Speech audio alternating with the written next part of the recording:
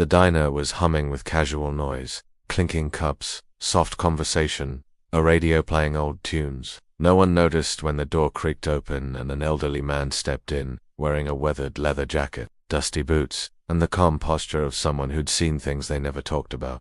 Not even once. He sat alone at the corner booth, quietly ordering black coffee and a slice of pie. His jacket carried a faded patch, rough, stitching, nearly unrecognizable to most. But it meant something, not to the teenagers laughing at him from across the counter, but to someone else. Someone seated 2 tables away, watching in complete silence. A man in uniform, sharp, crisp, medals on his chest, froze mid-bite as he noticed the patch. His fingers tightened around the fork.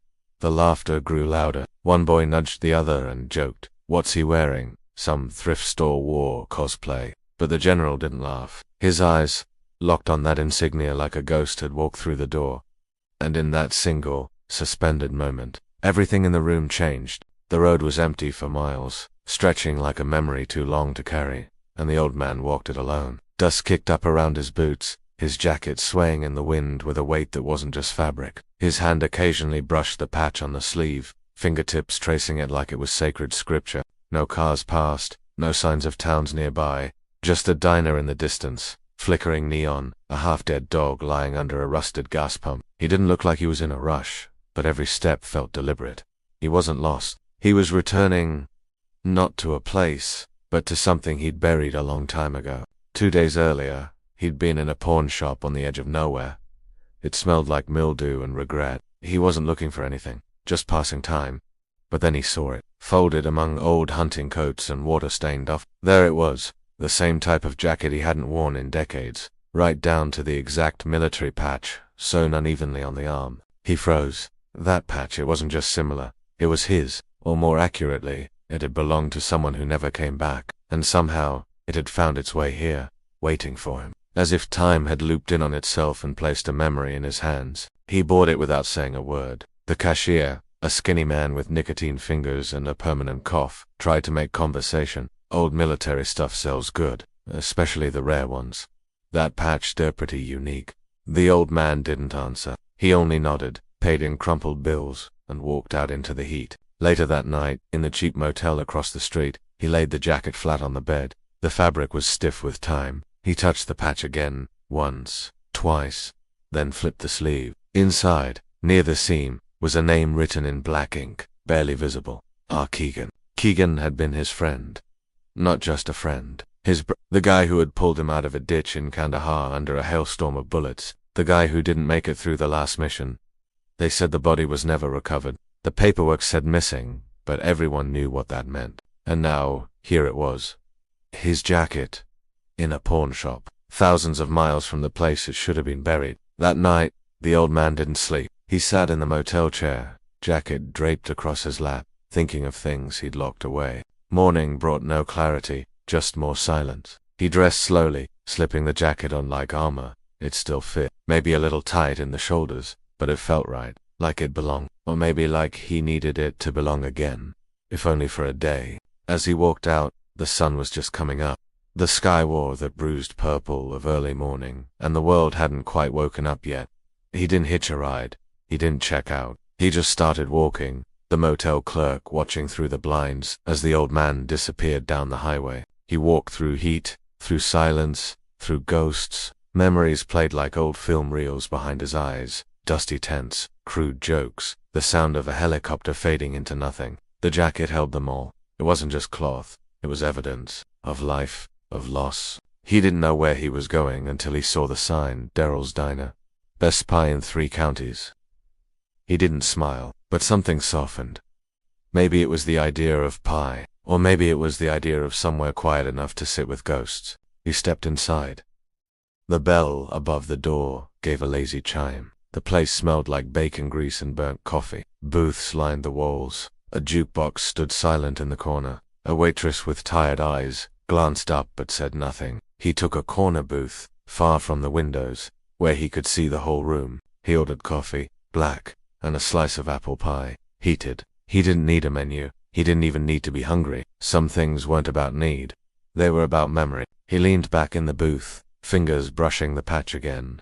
It had started to fray. The stitching was old. That was when he noticed the kid at the counter, maybe 23, baseball cap on backwards, loud voice, fake bravado. He was laughing too hard at something on his phone, until he saw the jacket. He nudged his buddy, said something under his breath, then louder, "Check out this dude. Looks like he's auditioning for a war movie." His friend laughed. The waitress pretended not to hear. A couple in the next booth went quiet. The old man didn't move, didn't flinch, and just took a sip of his coffee. And that's when the general stood up, a man in full-dress uniform, 2 tables away, who'd been silently working on eggs and toast. He stepped closer, eyes fixed on the patch like it was the only thing in the room. "What did you just say?" the general asked, voice low but dangerous. The kid turned, still smirking. "Just a joke, man, chill. It's just some jacket." But the general didn't blink. He stepped forward, leaned in, and touched the patch gently, reverently. "Where did you get this?" The old man looked up slowly. "Pawn shop. 2 days ago." The general nodded once. His hand dropped. "That patch doesn't exist anymore. That unit was classified. Only 6 men wore that insignia."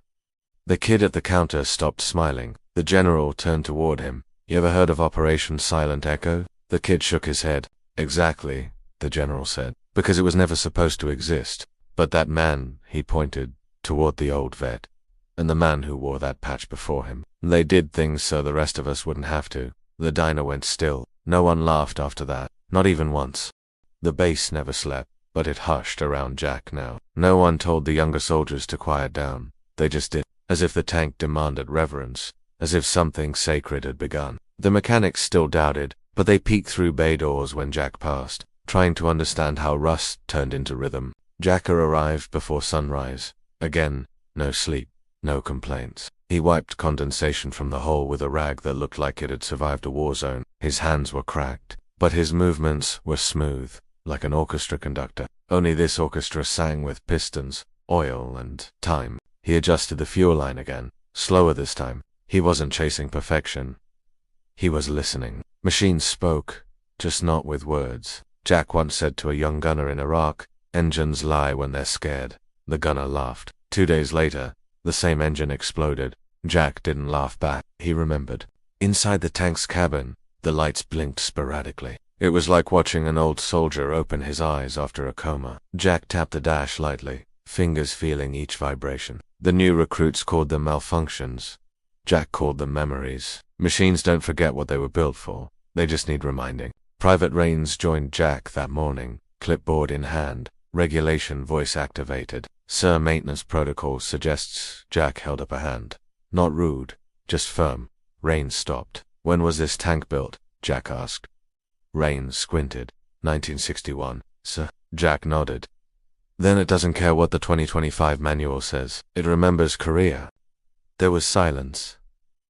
Then Jack smiled. "Just a flicker. You're not here to learn repair," he told the private. "You're here to learn listening." He opened a rusted panel, revealing blackened wires, braided like hair. "Look at this. Tangled. Burnt. Half dead, still holding. That's not damage. That's a memory refusing to die." He stripped the wires slowly, heating the soldering tip with a camping stove instead of the base's toolkit. "Why not use proper equipment?" someone asked. Jack didn't even look up, because proper gear doesn't understand desperation. Then he fused 2 wires together with a pop and a hiss, and the left screen flickered to life. Rains leaned closer. "Was that the guidance panel?" Jack nodded once. "Looks like it remembers too." The kid tried to smile, but Jack's eyes stayed sharp. "Don't get cocky. A machine that wakes too fast might forget how to behave." The words landed heavy, like advice passed down between generations. Or ghost. During lunch, the crew sat nearby, not talking to Jack, just close, like campers near a fire they didn't understand but needed warmth from. Someone asked, "What's the hardest thing you've fixed?" Jack replied without turning, "Myself."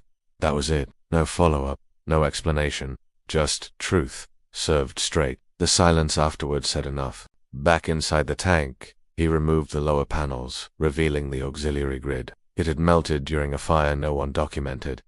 Jack studied the burns like forensic evidence. He ran his finger through the soot, then smiled faintly. "Too clean," he whispered. Someone tried to cover it up. He began rewiring from scratch. Hayes returned, no longer mocking, just observing. He handed Jack a thermos of black coffee without asking, nodded. No, thanks needed. Hayes asked. You ever get scared working with stuff this dead? Jack didn't hesitate. Every damn day. He twisted a wire, but fear's just faith with bad posture. By dusk, the tank's systems hummed, faint but steady. The left console powered up for 3 full minutes before blinking off. Jack didn't flinch. That's her pulse, he said. She's fighting it, Hayes asked. Fighting what? Jack stared into the cables. Obsolescence. The idea that she's already been buried. He touched the frame. Not yet. That night, the wind howled across the lot. Jack sat under the tarp, welding visor down, sparks flying like fireflies. He worked on the recall system with a hand file, an absolute stillness. Around him, men watched. Young, strong, trained, but uncertain. Jack wasn't loud, but everything he did shouted, "Respect this." Somewhere in the dark, the general whispered to his aide, "They've started following him." The aide replied, "He's not even giving orders." The general shook his head. That's why they're listening. He remembered Fallujah, when Jack rebuilt a Humvee with bullet holes and drove it through enemy fire to rescue 2 pinned units. Back in the cabin, Jack installed new fuses, handcrafted from old battery cores and copper strips. He didn't trust the modern replacements. Too clean, he muttered. Too theoretical. His logic wasn't always technical. It was instinctual, like a mechanic raised by wolves and steel, who learned by bleeding on every surface he touched. The intercom sparked once. Static. Then silence. Jack adjusted the tuning band manually. No digital aid, just knob by knob, click by click, until suddenly, a voice, faint, recorded, dot, dot, dot, Charlie 6, repositioning, dot, dot. It was a ghost transmission, stuck in memory. Jack paused. You heard that? He asked Hayes. Hayes nodded. What the hell was that? Jack didn't answer. He played it again, and again. Each time, clearer. Charlie 6, repositioning. Jack leaned back, eyes closed. Last crew must have recorded it during maneuvers. Hayes whispered, "That's chilling." Jack opened his eyes. That's presence. This tank's got 1 foot in the past, 1 in the now. My job's to balance both. Day 8 brought setbacks. One of the relays shorted and blew the auxiliary fuse. A minor explosion cracked the side panel. Hayes rushed forward, fire extinguisher in hand. Jack just brushed soot from his coat. Lesson number 1. Failure's part of fixing. He unplugged the burnt wire calmly. It only counts if you don't learn. He replaced the relay with parts from a grounded drone, reconfiguring its logic board, using a pocket knife and borrowed. Engineers peered over his shoulder now, no longer mocking. Just quiet. When Jack rebooted the system and the lights stayed on, someone clapped. He didn't stop them, but he didn't smile either. That night, Hayes sat beside him in the mud. You ever drive one like this? Jack stared at the stars. Once, in '82, T-62s closing in. My loader had a busted leg, drove with one hand, fired with the other. Hayes blinked. You survived. Jack chuckled. Barely. Tank got us home. That's why I believe. The next morning, Jack rebalanced the turret. It had listed 3 degrees left from corrosion. He realigned it using ropes, gravity, and stubbornness. It was medieval, but it worked. When the mechanism clicked into center, he whispered, "Atar girl." The words weren't forced, they were earned, spoken like a soldier saluting another. The engineers asked to help now. Jack assigned them tasks without rank, without ego. Hold this, cut that. Sand here. They followed, not because they were ordered, but because they wanted to. Jack's presence didn't demand authority. It invited it. In that silence, they learned what command without shouting looked like. By noon, the interior lit up completely. Screens flickered. Guidance systems calibrated. Jack closed the hatch and ran a silent test cycle. Outside, men gathered. No one breathed. Inside, gears shifted. No errors. No sparks. Just motion. Jack opened the hatch again, looked at the crowd, and said the only thing that mattered. She's ready. But readiness wasn't just wires and motion. Jack turned toward the engine housing one last time. He polished it with a cloth that had his name stitched into it. Faded but intact. Why that cloth? Hayes asked. Jack paused. Because I held it when I said goodbye to someone I couldn't save. She deserves it now. There were no parades, no speeches. Just one man and a tank, staring at each other like old enemies who'd come to terms. Jack whispered, "You've still got fight in you." The tank, silent as ever, seemed to agree. Because sometimes redemption doesn't roar. It hums, it clicks, and it waits for orders. The storm didn't ask for permission when it came. It just arrived. Brutal, bone-dry wind howling across the base like it was hunting something. Jack stood beside the tank in silence, boots grounded, eyes sharp. Everyone else had cleared out under weather protocol. Jack stayed, not because he had to, because he must. Inside the command center, officers argued behind thick glass. Half wanted to shut the project down. It's not cost-effective. One shouted, "We've got AI for this." Another barked. The general listened, then walked out mid-sentence. No words, just boots echoing down the hallway. He wasn't interested in cost. He was interested in results. Back at the hangar, Jack was inside the tank now, alone with the machine. The space felt sacred, not mechanical. His hands moved slowly, tracing worn bolts, listening to vibrations. This wasn't repair work anymore. This was resurrection. Every creak, every stutter, every blink of a console told him one thing. She wanted to wake up. He turned the ignition. Nothing. Again. Just silence. But on the third try, there it was. A soft hum under the seat, barely noticeable, like a breath held too long. Jack smiled. "You're still in there," he whispered. The tank didn't answer, but it didn't need to. Some things speak without words. Jack knew that language. Hayes reappeared, stepping into the dim-lit hangar. "You know, the base wants you to stand down, right?" Jack didn't turn. "They can want whatever they want. I'm not here for them." Hayes crossed his arms. "They're pulling the plug." Jack looked up. "Then they better bring a wrench big enough to shut her down." Together, they checked the systems manually. No digital tools, no smart diagnostics, just ears, touch, and trust. The hydraulics groaned. The fuel pump stuttered, then caught. Jack adjusted the pressure valve by feel. "What are you doing?" Hayes asked. Jack said, "Calibrating nerves." Hayes frowned. "Machines don't have nerves." Jack muttered, "The good ones do." Midnight came. Rain never fell, but lightning danced above the base in blue flashes. The air buzzed like tension before a fistfight. Jack flicked switches in sequence, the way he used to back in '89. 1, 2, 3. The dashboard pulsed. One light, then two.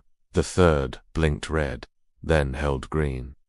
Progress. Then it happened. A cough from the engine. Not a full growl, just a wheeze. But Jack froze. "Listened. She's clearing her throat," he said. Hayes blinked. "You're serious?" Jack nodded. "Old engines don't wake up roaring. They stretch, they remember, and they make you earn it."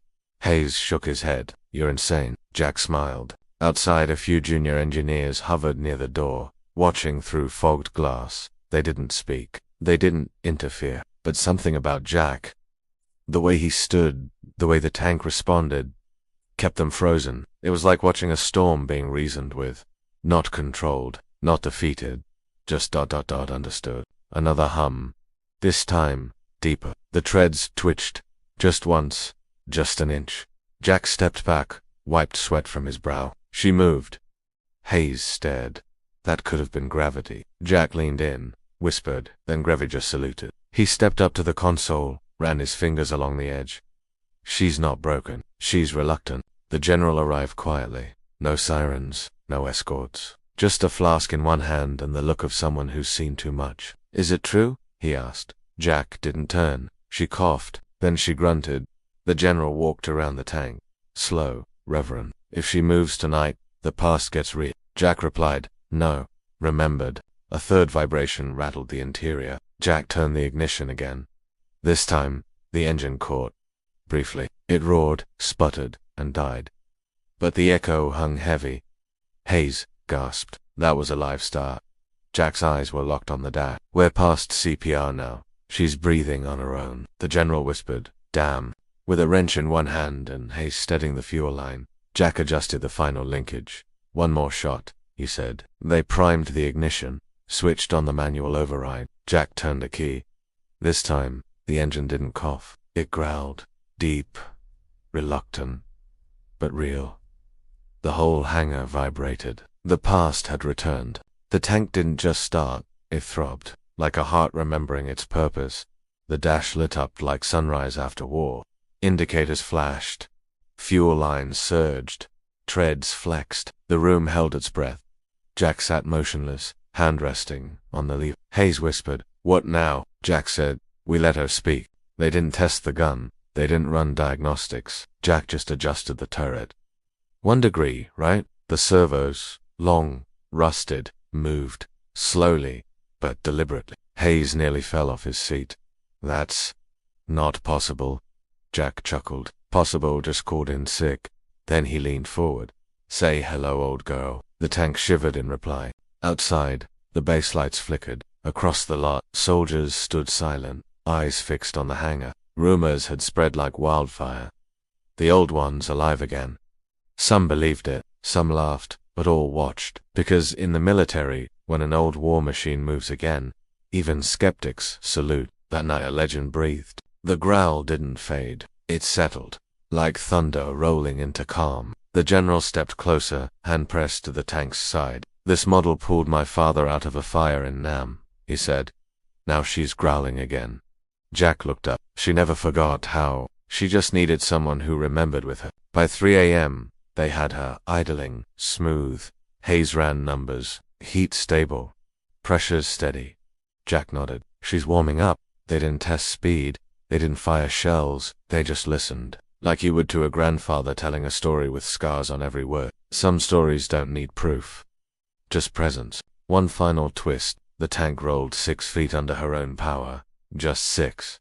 But it felt like miles. Jack shut her down, gently, like laying down an old friend. He climbed out, covered in sweat, soaked in oil. The general offered the flask. Jack took a sip. "She's not a relic," he said. "She's a survivor." The next morning, the base awoke to headlines flying across secure comms. "Dead tank reawakens." Command asked for explanations. Jack didn't answer emails. He went back to the hangar, pulled off his gloves, and whispered to the turret, ready for one more dance. The tank, as usual, didn't reply, but something inside clicked. The sky cracked open in red and steel as morning hit the proving ground. Jack stood by the tank, arms folded, boots planted like anchors. He wasn't just staring at a machine. He was looking at a story, one written in war, Greece, and years no one else bothered remembering. But today, memory would move. Hayes joined him in silence, holding 2 cups of bitter coffee. Jack took one, sipped. Neither spoke. They didn't need to. The tank was humming softly, like a dog eager for its first run in years. Jack patted the hull. The tank didn't answer, but the wind paused, like even it wanted to listen. Across the field, engineers waited behind blast walls. Drones hovered above, recording every moment. The general stood beside a colonel who didn't believe in any of this. "Let's see if your ghost tank actually walks," the colonel muttered. The general didn't blink. "She doesn't walk," he said. "She hunts." Jack climbed into the cabin. The ignition turned smoother this time, not flawless, but familiar. The growl was back, deeper than before, like it had roots in the earth. Screens lit up, guidance system green. Turret stabilizers engaged. Jack flipped switches without looking. Hayes climbed in beside him, clipboard forgotten. "This ain't a test," Jack muttered. "It's a reintroduction." The treads clanked, then rolled. 1 foot. Then 5. Then 20. The tank moved across the range like an old predator, steady and unapologetic. Cameras clicked, radios buzzed. The colonel whispered, "That's ... impossible." The general just smiled. "That's Jack." Out in the field, Jack leaned into the throttle. "Let's show M what memory looks like." They reached the first test point, a slope most modern tanks struggled with. Jack didn't hesitate. No computerized calibration, just gut. He adjusted the gears manually. The tank didn't complain. It climbed like it had something to prove. Halfway up, Hayes yelled, "We're losing traction." Jack grinned. "She's just digging in." At the summit, Jack stopped. The view stretched 4 miles. The proving ground looked like an open wound in the dirt. Raw, exposed, judged. He turned the turret slowly, locking onto the first target drone. "Ready?" Hayes said. "Are you?" Jack asked back. Then fired. The round thundered through the sky. Direct hit. Applause crackled over radios, but Jack didn't celebrate. He chambered the next shell, fired, hit. Hayes laughed. "She's angry," Jack whispered. "She's focused." They hit 5 targets in under 60 seconds. Not a glitch, not a misfire. The tank wasn't showing off. She was declaring herself, and every man watching knew it. The final test, a moving target simulation. Hayes tapped the screen. This is where even the new models miss. Jack didn't blink, she won't.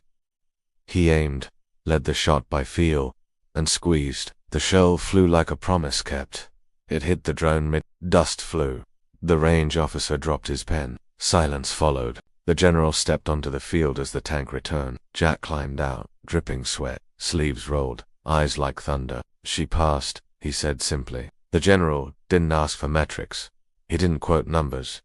He just offered his hand. You brought her home. Jack gripped it. She never left. We just forgot her address. Back in the hangar, the crew circled around. Some asked technical questions. Some just touched the steel like pilgrims. Hayes leaned against the wall, arms crossed. You know what's wild? He said. We didn't rebuild her. We reminded her. Jack nodded. You ever forget your own strength? Hayes shrugged. Until today. Every damn day. Jack opened the engine hatch one last time. Everything was running warm, steady, alive. He reached into his bag and pulled out a brass plaque. Kilo 77. Resurrection Crew. He bolted it onto the inner frame without ceremony. What's that for? Hayes asked. For the next guy, Jack replied. So, he knows this machine remembers. Orders came down that evening. The tank would be placed in a museum wing, functional, but grounded. A living artifact. Jack didn't argue. Let her rest, he told them. She's done more in 3 days than most machines do in 30 years. He watched her in silence, like a man watching a sunset on his last day. That night, the general visited Jack's quarters. No salute, no briefing, just 2 cups of whiskey and the silence between old soldiers. You heading out? He asked. Jack nodded. I came to fix a tank. I didn't realize I'd end up fixing men, too. The general raised his glass. Steele remembers. So do we. Hayes packed Jack's bag at dawn. Where will you go? He asked. Jack sipped the duffel slowly. Wherever something broken still wants to be whole. Hayes blinked. You think that's common? Jack smirked. No. That's why I'm still useful. He clapped Hayes' shoulder. Keep listening to machines. They'll tell you more than people do. The sun rose hot. Jack walked toward the gate. No fanfare. No parade. Just boots in dirt, and a tank watching him from the shadows of the hangar. Some say its turret twitched. Some swear it hummed once more. But Jack didn't turn around. He didn't need to. She'd spoken her last. Back inside, the general ordered the hangar doors sealed but not locked. She might want to breathe again one day, he said. Engineers nodded. One whispered, I'll check on her every Sunday. No one laughed. No one mocked. Because once you've seen something rise from rust, you stop questioning what's possible. A week later, cadets walked through the museum. One paused by the tank, reading the plaque. It still works, she asked. The guide smiled. Only when the right man's listening. She didn't understand, but somewhere, Jack was walking into another basis, toolbox in hand, ready to listen. Because Steele forgets nothing, and neither does he.